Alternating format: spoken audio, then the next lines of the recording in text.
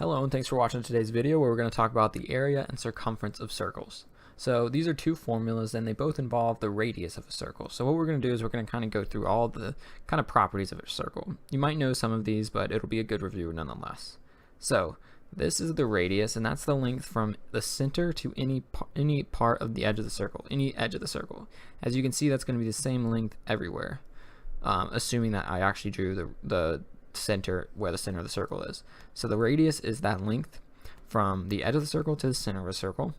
So that's important to know before we get into area and circumference. And then now we talk about diameter, which is going to be part of the formulas as well. And that's the point it's the length of a straight line going through the center of the circle to its edges. So if this was the center again, the diameter would be this whole line right here, or it would be anywhere, so here to here maybe, but it has to go through the center. And what you should notice is that, well, this is R, and this is also R. So the diameter, so D, is just 2 times the radius. So I wrote that here, but still good to kind of think about it like that. And now let's talk about the circumference. That is the length around a circle. So it's the same concept as a perimeter when you were taking like a rectangle or something and you wanted to know the length around the whole rectangle. So if I was going around here and this was like 3, 2, 3, 2, you'd say the perimeter is, well, 2 plus 3 plus 2 plus 3, and you'd say P equals 10. So that's the perimeter, and so circle is going to be the same thing. It's going to be somehow the length around this entire thing.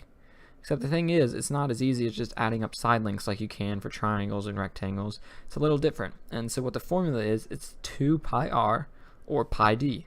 So as you know, d is equal to 2r, so that's why these formulas are the exact same. So you can do 2 pi r or pi d to find the circumference, basically the perimeter around a circle. Then the area of a circle is a equals pi r squared. So again, that radius, you multiply it times pi and you square the radius. So that's it. So none of these formulas are super complicated. It's just getting comfortable with them and seeing as many problems as you can. And we're about to go into some practice right away. So a equals pi r squared, and circumference equals 2 pi r or pi d. The best way to know which one to use, 2 pi r or pi d, is just knowing that d equals 2r. So anytime they give you one of the two, you can figure out the other one really easily. So let's see what some examples look like. Find the circumference and area of a circle whose radius is 6. So again, let's write out our formulas. A equals pi r squared, and C equals 2 pi r. Okay, so we're given the radius, so that's all we need. We're given the r, so this becomes pi times 6 squared, which equals pi times 36. And the way you would want to write this on a test or something is 36 pi. Always put the number in front of the pi. Okay, so now 2 pi r. Well, it's going to be 2 times pi times 6, which is going to be 12 pi. So that's the circumference, and that's your area. So that's it for that. So if they give us the radius, you can see that's really easy. Once we have the radius, it's just plugging into those formulas, so you just have to memorize the only way to do it. Now find the radius of a circle whose area is 36 pi. Okay, well that's similar to what we did, but 36 pi, which equals pi r squared. Okay, so now let's set up this equation here.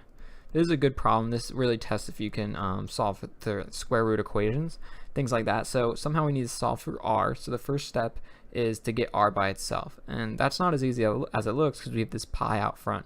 So first we have to divide by pi, just like it's a number. It's a constant, basically. Okay, and then 36 pi divided by pi. The pi's are going to cancel out, and those will cancel out as well. So we'll get 36 equals r squared. And now, to get rid of the squared term, we have to take the square root of both sides. So square root this one, square root this one, and we get 6 equals r. And that is our radius. That helps us find the radius when we're given the area of a circle. And that's important because sometimes you're going to have to be able to work backwards. And it's also good to know that when you have a squared term, the way you get rid of the square is you take the square root of both sides. So that's important. All right. So now, given that a circle's circumference is 22 pi, you need to find its area. Okay, so I need to find its area. That's a little bit tough. You got to think about this here. So A equals pi r squared, remember that. And C, because that's what we're given, equals 2 pi r. Okay, so if I'm given the circumference and I somehow need to find its area, obviously I'm going to need to figure out what r equals because that's in the area formula and I don't know it. So I'm going to set the circumference, 22 pi, equal to 2 pi r to help me find what that radius is because that's what I need to know. And the way you get r by itself here, divide by 2 pi, divide by 2 pi. The pi's are going to cancel and I'll get 22 over 2, which is just 11 equals r because the 2 pi's cancel there. So 11 is r, and then it's simply just plugging this in to our area formula. So we get a equals pi times 11 squared. So area equals 121 pi. So not too bad. Again, it's just knowing these formulas. If you know them, you're going to be fine. If you don't, just practice with them. It doesn't take too long. It's pretty simple. The key here, I guess, is knowing the diameter formula. I know none of our examples like really required you to know it, but it's good to know sometimes because sometimes on quiz questions or something, they're going to give you the diameter and you need to be able to back out what the area is and something like that where you'd have to divide by 2 and then figure it out from there. Understanding that circumference is just a length around a circle, it's just like perimeter, things like that is important. So here it is, here are the formulas. Let me know if you have any questions, and thanks for watching. We'll get into a lot more depth with these as the course goes on.